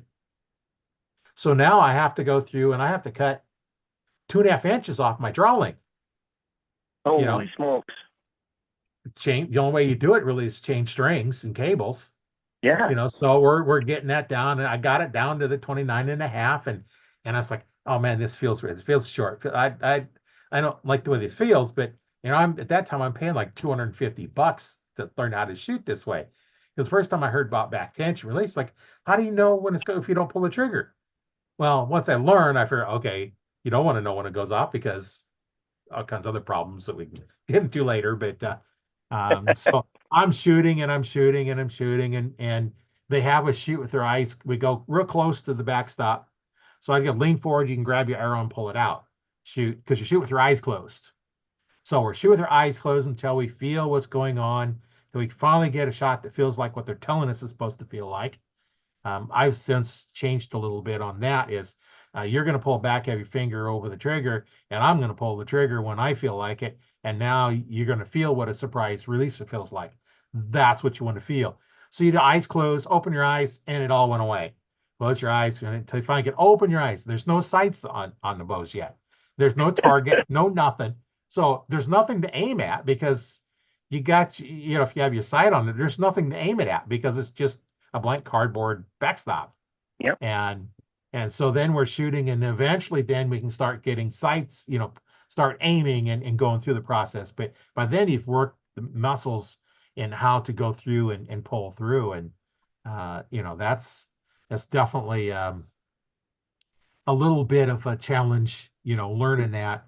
And I spent about 20 years doing martial arts, and I kind of combined the two of them in together. And so I teach, really close stance because I want that hand to go straight to the target. And one of the practice Yep. things I used to carry with me in my quiver was um, I got a big roll of loop material, camo loop material, and I had one that had a loop under my thumb that was my draw length, and I cut my release on it. And if you're shooting and now you're putting pressure on it to go through to pull through the shot, that string should jump straight off your hand towards wherever your target is, where you're aiming at. If it Mm-hmm. doesn't, that means your form is off. And that's one way to get that form back in there is just shoot that string. If it hangs up on your hand, you're pulling the side or whatever. And if you have an Yep. open stance, your hand automatically goes to the backside. When it shoots, it's going to go to the backside because you're putting pressure, and you have to put pressure sideways because your arm it's pulling it across your body, and your hand is going to go off to the side.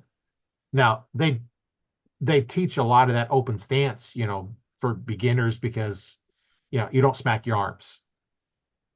If you don't have a proper grip, if you grip like a baseball bat and you do the technique I show you, you're going to hit this arm 100% of the time because that Oh puts yeah. it in the way. But if you turn your hand out, what's that hand moves, from there, it just moves out as it points that elbow out. You're going through your hand between the thumb and the not in the meaty part of the hand, but in between, and you're pushing with that. Mm-hmm. When I start teaching somebody, I say, any martial arts, and if they say yes, I say, okay, think a heel palm strike. And if they say no, then I have to explain what it is because that wouldn't make any sense to them. Anybody has martial arts knows that your striking point is end of your arm in that bony part in between the little finger and the thumb. Because if you push on either one, I Yep. learned that in martial arts. If I want to lock the wrist up, I'm going to turn on one of the sides. But if I push straight in the middle, it doesn't turn. And as you're pushing straight out with that, and then that goes straight to your target. The most efficient way to shoot an arrow is straight from the nock to the tip. And if your body is going sideways, you can't put that force straight through it. So I kind Mm-hmm. of incorporate all those, and I always explain why I'm telling you to do something. Because well, do this because I said so. No, you're full of crap. Because you said so doesn't mean anything. But when you explain it, it's like, oh, okay, now that makes sense. And then you can take and you can, you know, hold their arm out and push on different parts of it and see which one they feel stronger on.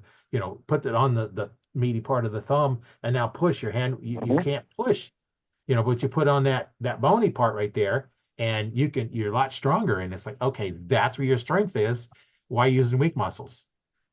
And then Exactly. you see a lot of the TV shows I used to watch them that draw across their chest and raise it up. Okay, start with, boy, how many deer are going to wait for you to draw across your chest and do all that movement? Draw straight back to your anchor point. And I always tell them, it's like, if you can't slowly draw back, you're shooting too much weight. Exactly. Yeah. Yeah. I was just gonna say that. I've seen a lot of guys they'll aim at the moon to draw their bow and then come Oh, down. And I say, man, I did it when I was younger. I did the same thing. I'd have to max it out, and I could barely pull that bow back. But I would aim at the moon, and I would finally get it back, and then I'd come down. And of course, by that time, the deer would be like, "Yeah, right." They're gone. Well, Um, and you know, a good way to tell them is like, okay, this is you're using your weak muscles. Put the arm up, now push down, and see how hard it is. Like you can't move it. You can move their hand all over. Now push straight out, and it's how much stronger they are.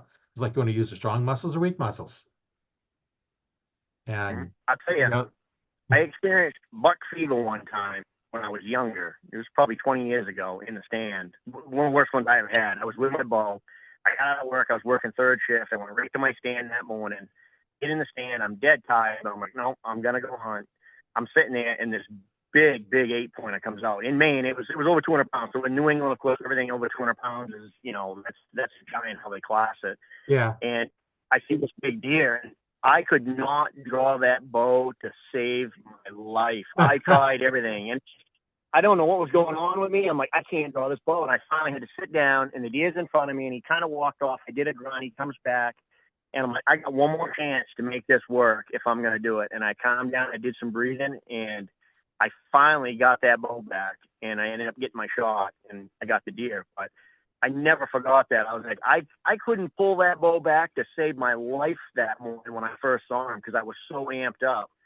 Um, I tell people it happens. You get excited. I'm like, when you see these animals, it's just you get an adrenaline rush, and I'm like, you just got to take and be calm and focus and pick your spot.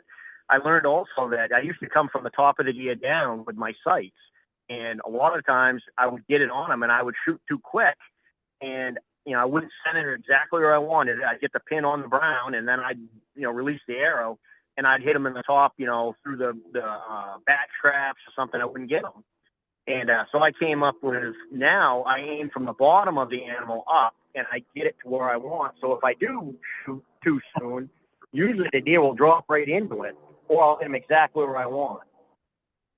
That's worked out pretty well for me. Yeah, Nice. I had one time where I couldn't drop back at I hadn't really practiced hunting season, got to late, and it was just cold, and I sat there. I always like trying to pull, and I couldn't pull. I struggle, and I strained something. Later today when I sat there and warmed up a little bit, I could drop back, but oh man, I hurt Yep. it for a week. I did the same thing. I couldn't believe it. I was like, holy smokes. The coming from the bottom of the deer up, that was something he taught me. I'd say probably like my third year of bow hunting, and because he noticed I started doing it too. I had a couple of deer that he would video me, and I'd shoot right over the top of them at like 20 yards underneath us. And there was one night in particular, I took a bunch of hair off this doe's back, and we're sitting probably 10 feet apart. And he's like, come from the top of the deer up. And I sat there that whole night contemplating, waiting for another deer to come out on coming from the top, the bottom of the deer up every time. And now every time since then I've done it. I'm pretty fortunate. I've harvested a lot of deer with my bow, and you know, bucks, does. My biggest deer in Maine was with a bow. That whole 200-pound thing and 218 pounds dressed out. That was my biggest one, and that was with a bow. That was actually the first buck I ever killed with a bow, and that was all thanks to him. Teaching me kind of the right ways and then making me confident in my equipment. Well, I think the reason why they say come down is because it's easier to bring down it is to try and raise it up. Yeah. And that's I think that's why that originally started. But I do it a little bit different. I look at where I want the arrow to go, put my pins over it, lean forward a little bit as I'm drawing back, and keep the pins where I want it to go. Because I've drew back on a deer probably 20 yards away or less. I drew back and completely missed it. It was like, how did I miss it? And I had a field tip. I picked out a leaf and I hit it. Well, I realized later I forgot to aim. I just drew back and shot. I didn't even pick a spot because I forgot to even pick a spot. And you'll see guys with stickers on them. Pick a spot. Pick a spot. Oh, it says right on their limbs. Pick a spot. Remind them to pick a spot. Yeah, and then I think it was that same year I was in a different tree stand, and I'd had a couple of misses. I'm in the tree stand. This deer comes walking by, and I shoot, and I hear it run off, and it sounds like it crashed over there, but that don't always mean anything. I get down. There's almost no blood on my arrow. I'm like, did I make a bad hit or I miss it or what? Well, I started walking up the hill, and it was probably about 20 yards at the top of the hill, maybe at most. Well, I'm only about 15 yards up, maybe at most, and I see blood, massive amounts of blood. And this is fairly early season. Um, a month later, you could still see the blood stain on the grass. Holy smokes! Yeah, Wow, you could, and that's a it was lot of easy. blood. A 5-year-old could have followed it to it, and it's like here's this massive old blood trail, and I don't think I only went maybe 20 or 30 yards total, and it crashed because I heard it crash. It didn't sound like it was that far away, but I was like, what do I do? It's like I'd missed a deer earlier that year, and it's like, did I miss again? And it's like almost no blood, no nothing on the arrow. It's almost perfectly clean. So it Holy must have smokes! got, went through. And I shoot feathers, and they're good. They're fairly decent blood magnets. Um, Oh yeah, they get in soaked. carbon arrows, but at 70 pounds at that close range, that arrow is traveling, pretty fast. Oh yeah. But yeah, that's I don't know if a lot of people use scents and stuff like that, but I do a lot of that also.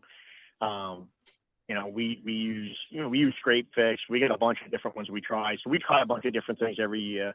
Um, I'm a big believer in mock scrapes. I start mock scrapes in usually August. Everybody's like, why do you start them so early? And there's a reason why I do.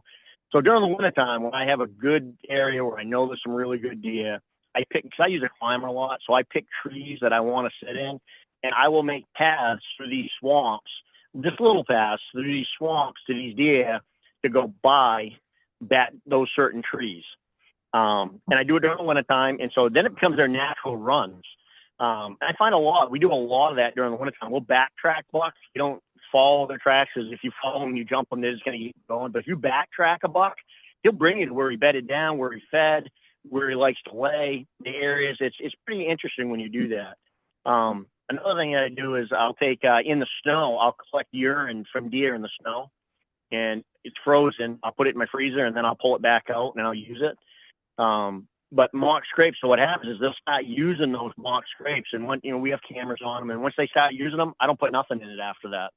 It just becomes their natural scrape after that. right. In the natural deer sense, like I said, in the snow and stuff, we've done that. That's worked out good. You're gonna laugh at this one. Taking dirt from one scrape in another area and putting it in one that you're hunting in a different area, I've had that work pretty good too. These little things that we're just trying out to try to give you the competitive edge, right? I work a regular job on Monday through Friday. Sometimes I work on the weekends. I need to try to get any advantage that I can with the limited amount of time I have. And my son, I tell him the same thing. Don't be afraid to try something.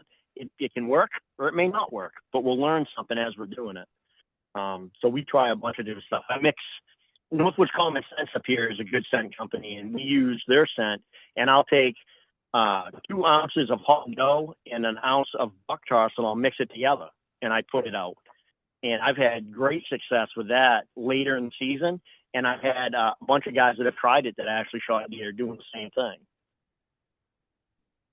Yeah, you just got to try different stuff and see what's going on, and you never know. Each deer in each area is a little different. I got one property I'm hunting where 90% of the time they're coming through between 10 and 4 o'clock at night.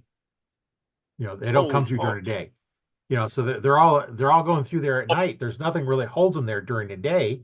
The corn or Mm-hmm. the alfalfa or whichever, or beans or whatever's in the field. But once that's out, there's really not much to keep them there. And they do come during the day. I have caught them on daytime cameras, but mostly at night. And for some reason, the cameras I had out last year, all of them must have been turned off because I didn't get any pictures out of any of them. And you bring up another point. So we have a ton of areas that we hunt. We find small areas, big areas. We hunt the big woods. We hunt everywhere.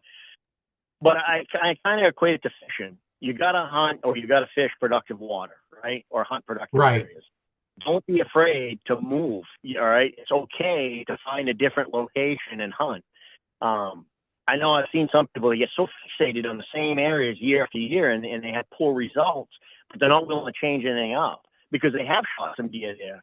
But, you know, it was funny, me and Tyler were just talking about this yesterday. We got too many spots to hunt because now we're trying to figure out which one we want to go to. And we're like, oh, this spot's really good. Well, this one over here is really good. And by the time you get done trying to figure it out, it's almost 3 o'clock.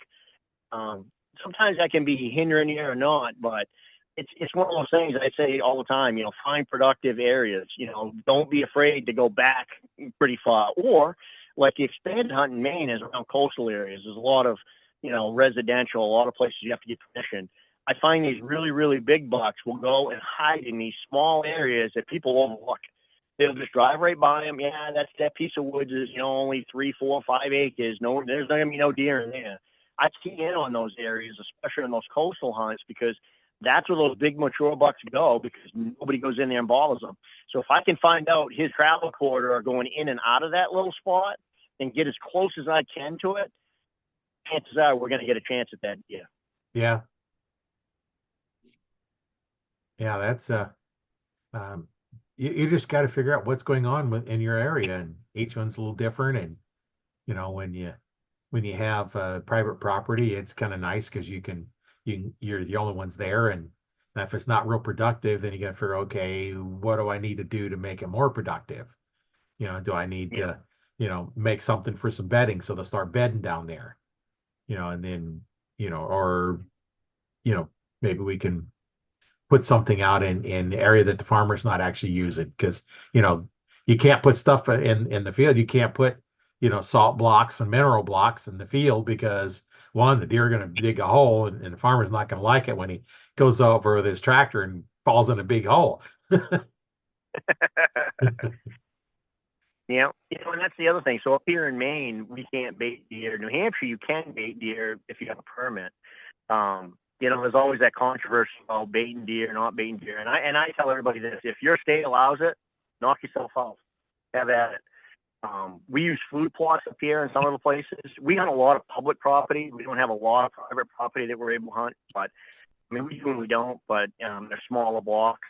But if you could food plot it, awesome. We've got a couple of guys in New Hampshire that have some pretty good tracts of land, and they're food plotting, and they're setting their food plots up with different types of food and seeing which ones are early season, late season, mid season, all during the winter, which is kind of cool up here in New England seeing that.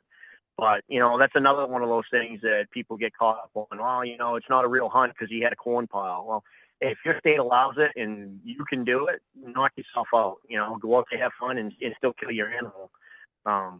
You know, we hunt apples up here, you know, orchards. We hunt cornfields. To me, it's all bait sources or food sources you're hunting, whether it's put out there by you or if it's a farmer that's got 200 acres of corn, or you got an apple orchard that's 100 acres you're hunting. You know, whatever that food source is, you know, we do a lot with beech nuts, white oak acorns, red oak acorns, and you know, up here this year it's a banner crop of acorns this year. And I'm hearing a lot of people saying, man, it's really hard to pattern these deer because they can eat anywhere. Really, they can lay down and eat. And this is what I've taught my son is when you get on those ridges, yeah, you're going to have a ton of acorns. They're going to eat at certain trees first. Find where they're eating at those certain trees. You're going to see the broken husks. You're going to see the tracks. You'll see, you know, where they have their droppings all over the ground and stuff. You just got to find those areas and then set up accordingly. They're not going to eat all the way across the whole ridge. They're going to go to certain trees first. White oak acorns used to be, you know, that's usually the first ones I see them eat up here. And they'll go to the red oak acorns. But if you can hone in on where they're eating and you see the broken shells and, you know, raw meat on the ground from the acorns and stuff, you sit there, you got a pretty good chance you're going to get an opportunity. If not, you'll see where they are and you can move. Like I use a climber, like I was saying a lot, so I can adjust. So if I sit in the morning and I see all these deer, they're 100 yards from me down on the ridge, well, you can bet your butt that 10 o'clock, I'm going to be getting down and I'm going to be moving down to where that is for a night hunt to get in that corridor where they're going. Right. Same thing with trail cams. I see a lot of guys, you know, and I use trail cams, taxi cams, I use Reveal. But at the same time, I don't always put a lot of faith in everything that it's telling me. Yeah, it's telling me what the deer was that walked in front of it. It's not telling me the deer that went behind it or off to the side that it didn't capture. So I say, yeah, it's great. It helps me, knowing that there are deer in the area, and hopefully it'll tell me kind of what's in the area, but it doesn't tell me the whole story of what area, what the deer are doing in that area, where they all are. We've had deer that, you'll hear some guys say that, "Whoa, I never had that deer in my camera." No, he just didn't walk in front of your camera. He was probably there. Right. He just never walked in front of it. Yeah, I know that area. I was hunting last year. It's during the firearm season. I got a ladder stand up right on the fence row, and we can hunt, to where I was at one side. The other side, we didn't have permission, and so I never really set up. But I set up on the hill, and I seen this doe come through, and it's like within bow range of my tree stand, but I couldn't hunt on that side of it, so I never set up the cameras or even his clearing to there. And I was hoping deer come on my Yep. side, but no, two more come running through and it run off with those over other field. But it's like, oh man, I might get a shot.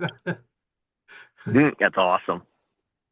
But you just got to look. And then there's one time I was going in and there's two does come in, and my son come in, and all of a sudden here this one come running over the hill before I even got a chance to get ready, and he had shot the one, and the other one come run over the hill, and of course that time I didn't have a chance to shoot it because I was just getting off the four-wheeler, getting everything all ready, and you know like, well, That's okay, awesome. so much for that one because it was on a run.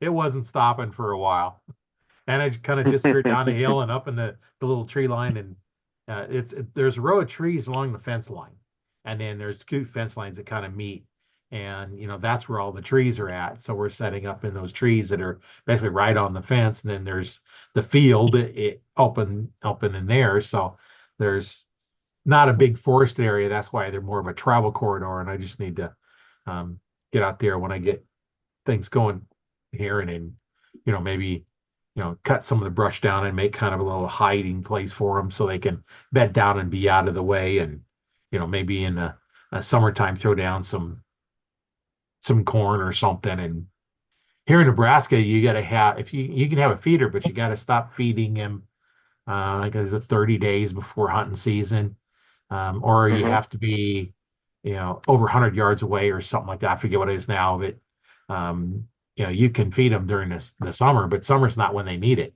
They need it in No. January time frame when there's nothing else for Yeah, them to eat. You don't want to feed them I when they agree. have all kinds of food. Get them feeding in the January time frame, and then they'll get used to it.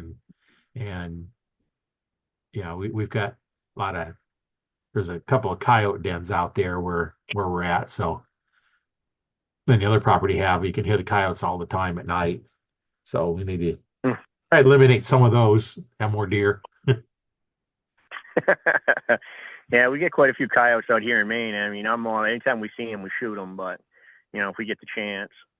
But tracking deer, teaching Tyler how to do that. So I used to hunt with Lane Benoit, and the Benoits up here in the Northeast were just legendary for killing giant bucks on the track in snow. So developing my skills with that. My grandfather used to do it too. So I had a lot of training with those guys. And the thing that I loved about it is they'd always stop me and say, "Hey, what's the deer doing?" It was something that they saw that I should have picked up on that either I didn't or they wanted me as a learning lesson. And that's kind of what I do with Tyler when we're out in the woods. And last year we did that in New Hampshire. We had 3-day old snow, and he's like, "Dad, do you really think we're going to get one on snow?" I'm like, "Ty, anytime we go in the woods, what I tell you, we've got a chance." And you Right. just got to learn which one is the freshest track. And I've bow hunted them in the snow and stuff. It's the same thing. Food sources, where are they going? Tracks are fresh, and we ended up shooting 2 nice bucks that day on snow. And a lot of people are like, "I can't believe you guys, holy smokes, I can't believe you guys did it." And it just that confidence of going out there and doing what we were taught. When you put it in practice and it works, it's awesome. And then if it doesn't work, then you learn something each day, which is cool. Right. Put it in your bag of tricks for the next time. Yeah, you just gotta keep trying, Yeah. get out there Mm-hmm. and do it. Kind of circle back to that whole trail camera thing, like Dad was saying, you're not seeing the one that goes behind it. Last year I have a piece of property that I'm the only one that can hunt it, and it's 65 acres. I have 3 cameras on basically any trail that they can use in there. I have a camera on it, and where I have to park, I kind of have to go all the way around this marsh to get into where I wanted to sit. And as I was walking in one morning, I saw 7 does and not a single picture on any of my cameras. So there were 7 deer moving around in there that morning that I saw with my eyes, but didn't get a picture of any of them. So it's kind of like that big thing of, what you can see while walking around and doing the scouting on the ground is 10 times more than what a camera can do for you. I mean, it Right. is nice. Like you get into a bedding area, especially these cell cams now. You get into a bedding area where there's a big buck, you can put a cell cam in there once and not have to go back for a long time. And you'll probably get pictures of him and everything. You know that he's around the area, but that's kind of the benefit of it. Like I have cell cams running on that piece of property. I've had them there since July, and I know the deer that are there, but when I go in to hunt it, I know exactly where I'm going to go, and it's not anywhere near where one of my cameras is. I just know the way that where they're going to travel through. My cameras tell me what deer are there. Where when I'm going to hunt is where I know I'm going to shoot one when I go in and sit there. It's kind of two different scenarios, Yeah. and I just like the cameras for that aspect of kind of cataloging the deer, getting history with them, stuff like that.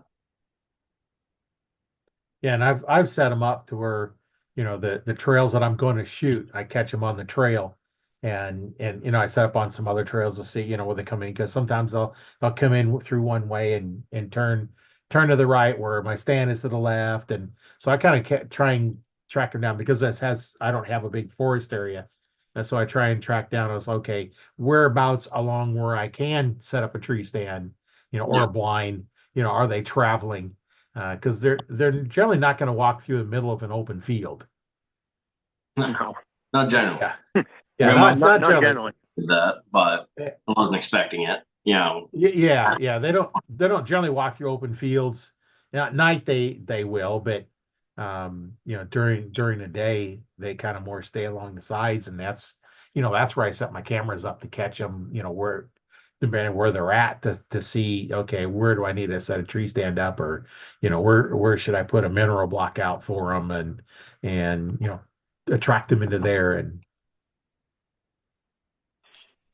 Sweet. but there's all kinds of things you can do, Oh yeah. and you just got to figure out your area and what to do with it. Nope. Exactly. Well, we've been on here about an hour and a half now, so Holy smokes. yeah, it gets going. I try to keep them somewhat short, but yeah, it's kind of normal length. About an hour and a half is what we end up going. Um, Cool. it just makes it kind of nice. Um, how about if we have, kind of some closing thoughts, have each one of you go and give our listeners some of your closing thoughts about any subject you want to talk about.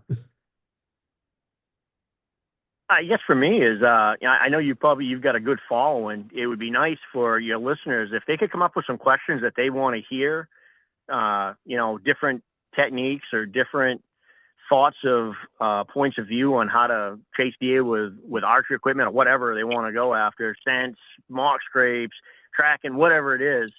And so we can kind of talk about some of that stuff of, how do we do it in the Northeast, or how can you apply that in the West, or, Yeah, wherever you're hunting, how do you apply these different techniques? Because I know for myself, I love listening to the podcasts, and I always try to get something out of them that I can try to apply up here.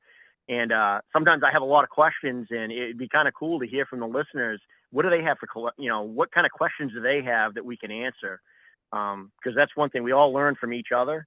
And yeah, that's the biggest thing of success is being open-minded and learning every time you go out there, and then taking those things and applying them. I do a journal every year of everything. Each day I do a journal of what did I learn, what did I see, and then at the end of the year I go back through it and I take key elements out of that and then I set it up for the next year. But I really appreciate you having us on, Roy. This is absolutely awesome. I enjoy having you guys on and hearing all the different stories, and I seem to always pick up something, that I think about it, in the podcast, that, because there's so many things out there, and all the equipment you guys use, and your accessories and your scents and different products. It's always nice to hear what those are, and that's why I always try to put link in the descriptions for for the stuff on the podcast where you can say, okay, here's how to get a hold of them and promote the stuff, because that's kind of what we do here is we're promoting archery in Yep, one way or another, and what works and what doesn't work, and that's what we want to look at. So what's your thoughts, Ty? kind of like a big one for me is the off season. That's where you have like where a lot of strategy and everything comes into it. Me personally, almost every night when I get out of work, I sit down and I watch like 2 or 3 hunting YouTube channels. A couple of videos here and there because every hunt is different. No hunt is going to be the identical. And I watch and I learn. I pick up on little things that other people are doing all over the country, and I put that in my tactics. Me being active duty military, I travel a lot. I was stationed down in Virginia for a long time. When I was down there and I was deer hunting, it's completely different than how I was deer hunting up here in the Northeast. Now, some of my tactics from the Northeast worked down in Virginia, but I needed to add some more stuff to my toolbox to get it done. And I was able to harvest a couple of good deer down there. So it's really just take in as much information as you can and try everything. That's the biggest thing. Whether it's archery hunting, bow hunting, muzzle loading, anything, try it all. We do it, all of it. And the biggest thing is just being in the woods. You get in the woods, you always got a chance. That's kind of my biggest closing statement right there. You always got a chance as long as you're in the woods. Yeah, if you don't go out, guaranteed you're not going to shoot a deer. Yep. you Yeah, know, get that bow in your hand and get outside because they're not going to come in your house normally. Yep. And if they come, I'm not sure I'd want to shoot it inside a house in or not. So yeah, it's been great talking with you guys. And I know I used to go live in the Facebook group, but then Facebook changed their API. Now I can no longer go live in the group. There's a way to work around it, and it's just I haven't got it all figured out because I used to do that and then they could ask questions, while we're on the line. But now it's a pain. I haven't figured out exactly how to do it and get it in the group, and I tried it a couple times, didn't work. But yeah, it's just a matter of asking questions, trying stuff, and listening. And anybody has any questions, if you're listening, there's always a way to comment, whether it's on the YouTube channel, the Facebook group, or yep, Spotify. You can always make comments on them and say, hey, hey, how would this work? And then we can get a hold of you guys. And you can always join the Facebook group, the Arch Talk 101 Facebook group, because there's a lot of people in there that have all kinds of experience, from just new archers to archers been shooting 50, 60 years, and professional archers, Olympic archers, and everything from all kinds of different backgrounds and different levels of being bow techs. And some are bow techs only working on the new bows, and then I was bow tech back when they had the old bows, back in early 2000s, 20 years ago. So bows have changed, and if you got an old one, hey, whatever works, go with that. But exactly. yeah, it's been really great having you guys on. Um, learned a lot and got some interesting stories, and I know we'll be talking later. And one of the episodes coming up here that I'm in the works on is a good tree stand safety podcast. We actually interviewed the Nebraska Game and Parks on their certified tree stand safety guys and all kinds of stuff, because we wear a safety belt. What happens if you're depending on the safety belt because you fell out of your tree stand? How do you save yourself? Because you got about 5 minutes, Yeah, you get that blood pool and you'll pass out. right? And what happens? There's an acid that builds up. As soon as you release it, you have a heart attack. Yeah, you don't want So that. how do you do that? So I've got it. I've got a whole thing. I talked to them about an hour and a half, and I got to put all that together and get something going here. And I'll have a bunch of information on that. But there's a lot of cool stuff. So if you're still listening, thanks for listening or watching. Make sure you look for that tree stand information coming out, because that's in my works. I'm trying to get caught up on my other stuff. Having a bypass, I ended up not being able to do anything. I'm finally getting out videos that I recorded in July. Awesome. So I'm working on getting those out and getting so I can get shooting my bow again. And right now there's no way I'd have a rifle go out deer hunting I don't think I could pull the trigger and not be in massive pain. Well, So we wish still you the got to best still of got to luck. cover. Well, we wish you the best of luck and a great season. And if you need anything from us, we're only a call away. We really appreciate everything, and thank you very much for having us on the podcast today. Yeah, it was great having you on. I know I always enjoy it and talking archers all over the world. And anybody listening, hey, if you got a story, want to talk about archery, hey, get a hold of me. The only requirement is just we start talking archery. After that, I don't care where we go. We just start with archery. And even if you've never shot before and you're interested in getting started, hey, this is the perfect place to go when we're looking at getting somebody started. All of us like helping new archers out. So, that's the big thing is getting out there and getting more people in archery. And, like we talked about, the kind of the difference between bows. I define archery as a stick with a string flinging another stick. Does it fit that category? Then it's archery. So, We that's my definition of archery, and I'm sticking with it, and I don't think anybody can prove me wrong. So anyway, hey, it's been great talking with you. My name is Roy Canterbury. I've been the host today on Arch Talk 101, and we will see you on the next one. And thanks for being on the show. Thank you. Thank you.